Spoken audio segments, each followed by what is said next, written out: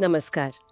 आज हम बात कर रहे हैं हिमाचल प्रदेश के कुल्लू जिले की, जहां 25 जून 2025 को काफी विनाशकारी घटनाएं हुई। हाँ बिल्कुल। सैंज, गड़सा, बंजार, मणिकरण, इन घाटियों में बादल फटने से काफी तबाही मची है।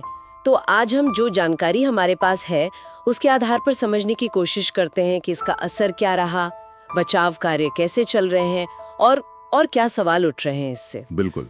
देखिए, ये बादल फटना खासकर पहाड़ी इलाकों में जी। ये बहुत तेजी से होता है। हाँ। और बेहद विनाशकारी हो सकता है। मतलब बहुत कम समय में एक छोटे से एरिया में बहुत ज्यादा बारिश और उससे नाले और नदियां एकदम उफान पर आ जाती हैं। अचानक बाढ़ आ जाती है, जैसे वो रेहला बिहाल के पास जीव नाला में हुआ। हाँ, वो मैंने पढ़ा। वो एक दुखद उदाहरण है। अचानक बाढ़ आई और एक पुरुष, 2 महिलाएं बह गई। ये दिखाता है कि सिचुएशन कितनी तेजी से बिगड़ सकती है। वाकई ये तो बहुत ही भयावह है।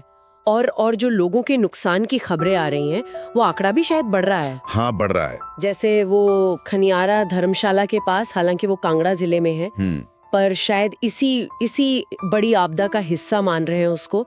वहाँ 2 लोगों की मौत की पुष्टि हुई है। हाँ, उसी क्षेत्र में आता है वो। और कुल्लू में ही कम से कम 3 लोग अभी भी लापता बताए जा रहे हैं। आशंका है कि वो भी बाढ़ में बह गए। और एक और चिंता की बात है, वो कांगड़ा में जो हाइड्रो पावर प्रोजेक्ट साइट है, हाँ, वहां से करीब 15 से 20 मजदूर वो भी लापता है। ये आंकड़ा भी बहुत बड़ा है। बाप रे। और एक और खबर थी शायद कि 3 पुरुषों के साथ 4 घर वो पूरे के पूरे बह गए। हाँ, ये भी हुआ है। और देखिए, ये सिर्फ जान का नुकसान नहीं है, जो इंफ्रास्ट्रक्चर है, मतलब बुनियादी ढांचा, उसको भी बहुत भारी नुकसान पहुंचा है। कई घर टूटे हैं, बह गए हैं। पुल जो कनेक्टिविटी के लिए जरूरी होते हैं, सड़कें, यहाँ तक कि स्कूल की इमारतें, वो भी या तो डैमेज हुई हैं या पूरी तरह नष्ट हो गई हैं। अच्छा। और खास तौर पे जो छोटी पनबिजली परियोजना है, स्मॉल हाइड्रो प्रोजेक्ट्स, उन पे बहुत बुरा असर पड़ा है। हाँ, उसका जिक्र था। एक प्राइवेट 1 मेगावाट की परियोजना तो पूरी बह गई। और जो NHPC है, national hydro electric power corporation, उनके इंफ्रास्ट्रक्चर को भी काफी नुकसान हुआ है, डूब गया है या नष्ट हो गया है। तो ये दिखाता है कि ये इलाके कितने संवेदनशील हैं। बिल्कुल। और वहां पर हमारा इंफ्रास्ट्रक्चर कितना, कह सकते हैं, नाजुक है, खासकर जब मौसम इस तरह का चरम रूप ले ले। तो क्या हमारे सूत्रों में इस बात का कोई जिक्र है कि ये जो प्रोजेक्ट्स बन रहे थे या बने हुए थे, क्या इनमें इस तरह के मौसम के खतरों का अंदाजा लगाया गया था, या ये बस एक अभूतपूर्व घटना मान रहे हैं? देखिए, स्रोत सीधे सीधे ये तो नहीं कहते कि मानकों में कमी थी, लेकिन वो इस बात पर जोर जरूर देते हैं कि इस तरह के क्षेत्र में, खासकर नदी घाटियों के इतने करीब निर्माण करना अपने आप में एक जोखिम है। क्योंकि भूस्खलन, अचानक बाढ़, ये वहां बार बार होता है।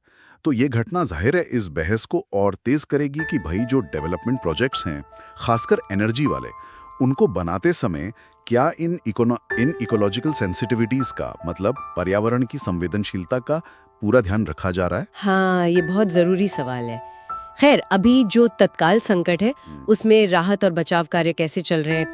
कौन मदद कर रहा है वहाँ? देखिए, जैसे ये हुआ, NDRF यानी नेशनल डिजास्टर रिस्पांस फोर्स, हाँ। SDRF state disaster response force, home guard के जवान और जो लोकल एडमिनिस्ट्रेशन है, जिला प्रशासन, ये टीमें फौरन सक्रिय हो गई और वो लगातार बचाव कार्य में लगी हुई हैं। अच्छा। लोगों को सुरक्षित जगहों पर ले जाना, जो लापता हैं उनकी तलाश करना, ये उनकी प्रायोरिटी है। लेकिन एक बहुत बड़ी मुश्किल है मौसम। हाँ, मौसम की बात आ रही थी। मैंने भी पढ़ा कि मौसम विभाग ने ऑरेंज अलर्ट जारी किया है।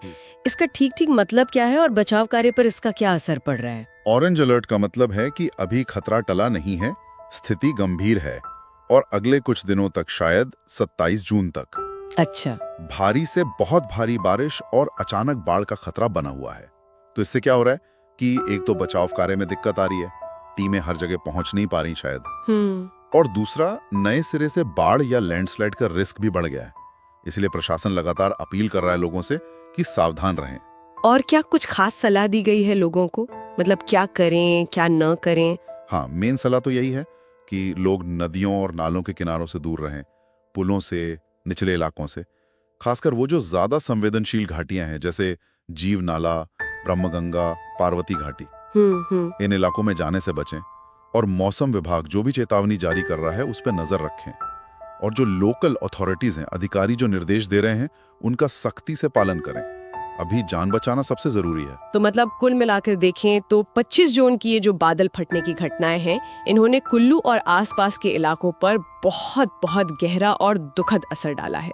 जाने गई हैं, लोग लापता हैं, घरों और संपत्ति का भारी नुकसान हुआ है। हाँ, बचाव कार्य तो चल रहे हैं, लेकिन ये जो खराब मौसम का पूर्वानुमान है, इसने स्थिति को और मुश्किल बना दिया है। निश्चित रूप से। और अगर हम थोड़ा सा इस तात्कालिक स्थिति से आगे बढ़कर सोचें तो ये घटना हमें एक बड़े सवाल की तरफ ले जाती है, और इसका जिक्र हमारे सूत्रों में भी है, इशारों में ही सही। किस तरह का सवाल? सवाल ये कि जब हम देखते हैं कि घर, सड़कें और खासकर ये पनबिजली परियोजनाएं इस तरह की प्राकृतिक आपदाओं में बह जाती हैं, नष्ट हो जाती हैं, तो क्या हम हिमालय जैसे जो इकोलॉजिकली इतने नाजुक क्षेत्र हैं, वहां विकास और आपदा की तैयारी के बीच सही संतुलन बना पा रहे हैं? कहीं ऐसा तो नहीं है कि विकास की दौड़ में, खासकर एनर्जी और इंफ्रास्ट्रक्चर बनाने की होड़ में, हम अनजाने में ही इन आपदाओं के प्रति अपनी भेद्यता को, अपने जोखिम को और बढ़ा रहे हैं? ये सोचने वाली बात है। बिल्कुल। भविष्य के लिए एक गंभीर चिंतन का विषय है। Please like, share and subscribe for more videos.